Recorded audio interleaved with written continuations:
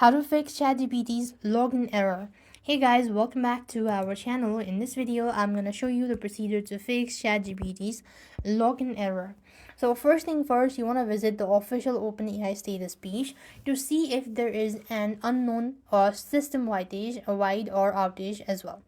Next, you also want to make sure to ensure you're using the correct login method, email, Google, Microsoft, or Apple ID that you use.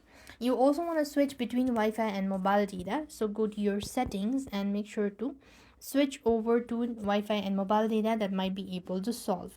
If not, if you're using the browser version of it, open up your browser, tap onto the three dot icon and go to settings.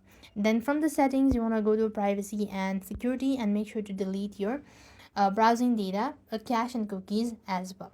And next, if you're trying to, or if you're using any sort of VPN or any sort of ad blocker, you want to make sure to disable that for a while, as this might be one of the reason why there is an issue.